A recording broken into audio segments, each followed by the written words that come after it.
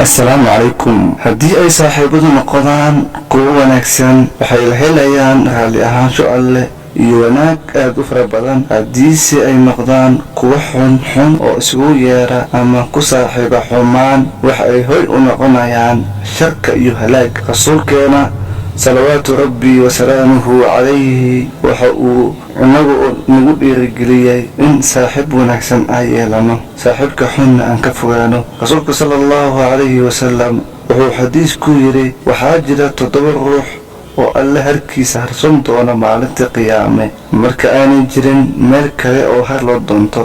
waxaana 7daasi ka mid ah 2 ruux oo alla dartii u saaxiibay iskuna jeclaaday kuna kala tagay ilaa maalinta qiyaame. haddaba haddii ay sidaa tahay waxaa waajib ah oo nasaaran in dadka aan la saaxiibayno ay noqdaan dad wanaagsan oo leh calaamado wanaagsan.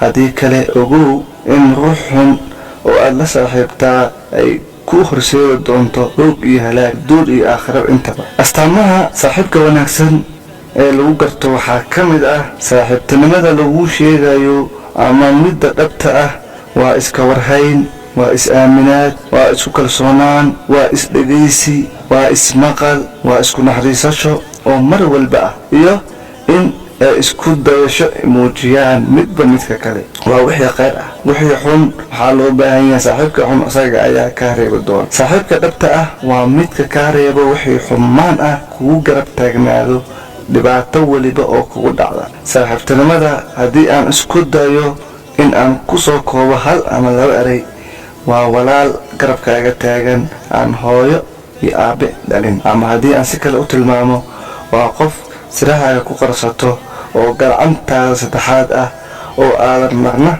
xumaanan ka filaynin.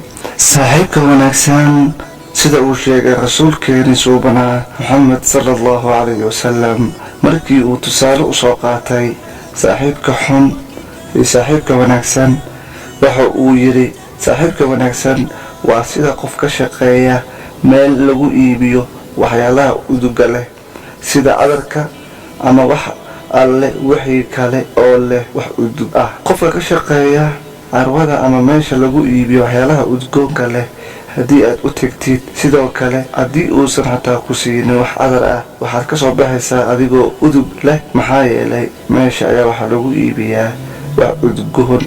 sidaas ayaa adigana ku noqotay qof udgoon ah. saaxiibka wanaagsan waa kan xumaanta aan kula jeclayn oo ka reebo wali isku daya in awoodiisa oo dhan geliyo siduu kaaga reebi lahaa xumaantaasi isla markaana waa kan ka waaniya wax walba oo xun.